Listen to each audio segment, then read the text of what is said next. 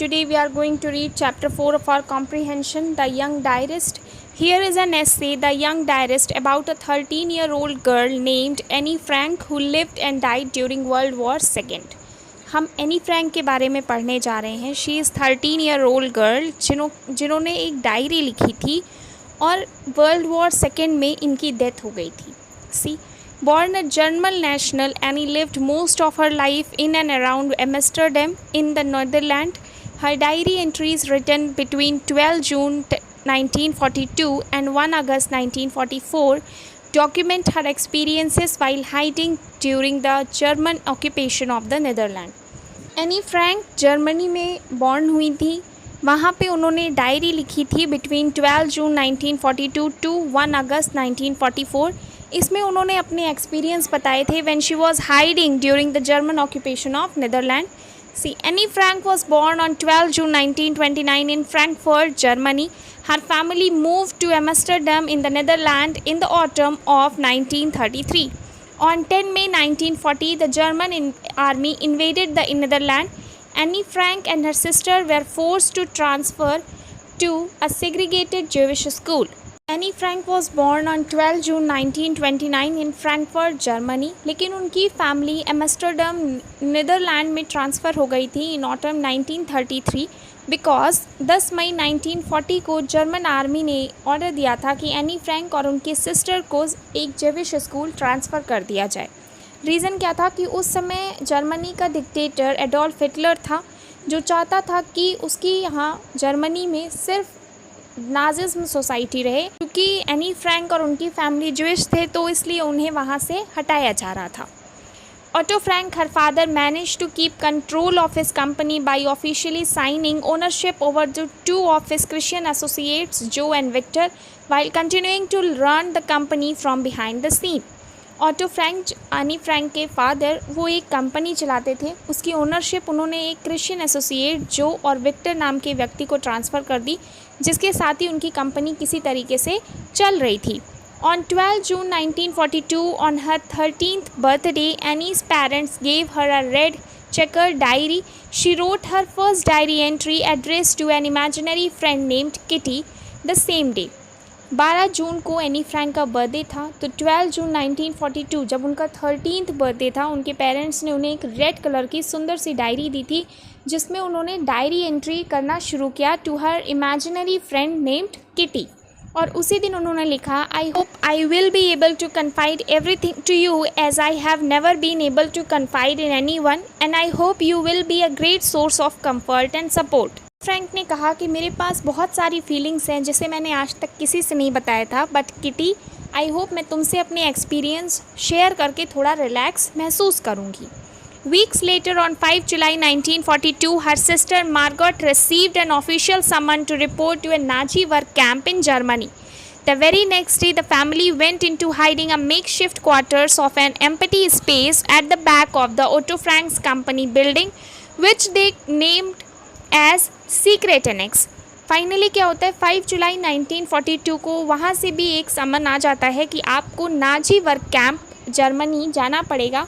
और अपनी सिस्टर को बचाने के लिए, अपनी बेटी को बचाने के लिए ऑटो फ्रैंक ने क्या किया, अपना जो फैमिली था वो शिफ्ट कर दिया अपनी कंपनी के पीछे बिल्डिंग में, जिसे वो सीक्रेट एनेक्स के नाम से जानते थे. accompanied by Otto's business partner Hermann van Pels and his wife August and son Peter. Otto's employees Joe and Victor, as well as Jane and Mike Gies and Bep Voskugel, provided food and information about the outside world.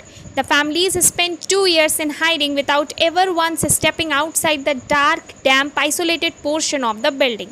Finally वहाँ पे वो चले जाते हैं और उसके बारे में किसे पता होता है, ओटो के बिजनेस पार्टनर हरमन को, उनकी वाइफ को, बेटे को, इसके साथ ही जो एम्प्लॉयज़ जिसके नाम उन्होंने अपनी कंपनी ट्रांसफ़र की थी और 2 फ्रेंड्स और हैं, वही उनको ला के वहाँ से फूड मटेरियल्स और बाहर की खबर देते थे.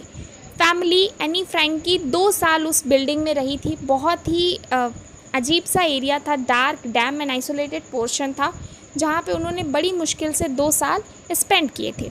To pass the time Anne wrote extensively entries in her diary. On August 4, 1944, a German secret service Police officer accompanied by 4 Dutch Nazis stormed into the secret annex and arrested everyone hiding there.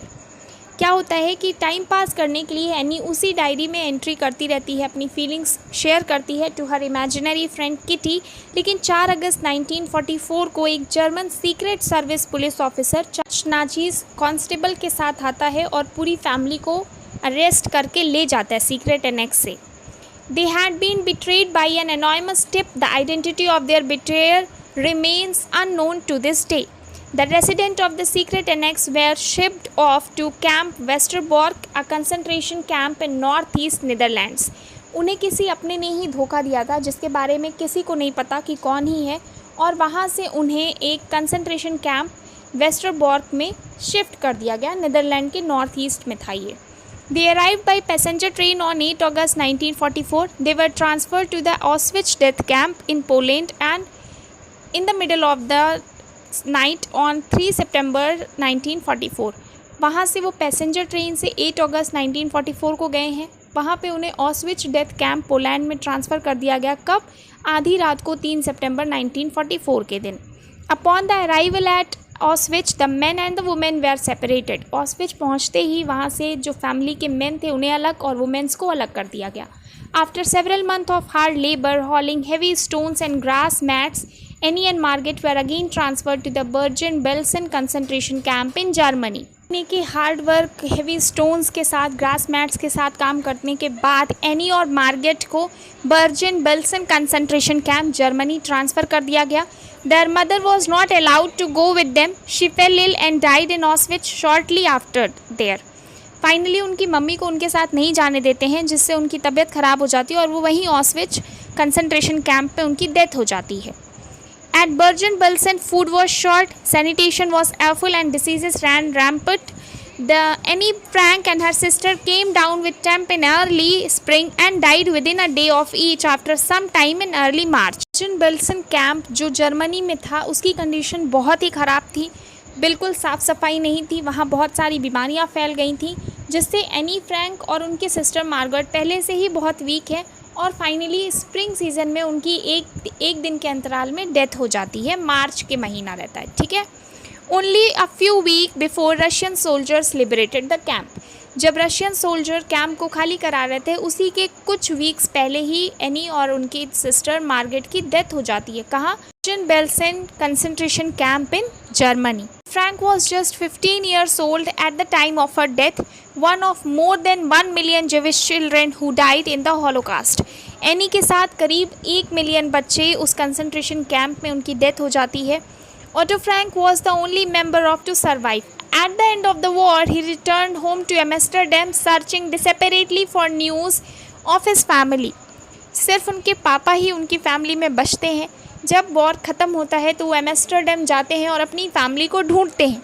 On 18 July 1945, he met the two sisters who had been with Annie and Margaret at Bergen-Belsen and passed on the tragic news of their death. 18 जुलाई 1945 को वो दो बहनों से मिलते हैं जो any और Frank के साथ रहती हैं और वहाँ से उन्हें पता चलता है कि उनकी तो डेथ हो गई थी। Nevertheless, Otto did find upon his return to Amsterdam was Annie Frank's diary which had been saved by Maibgies. He eventually gathered the strength to read it and was awestruck by what he discovered.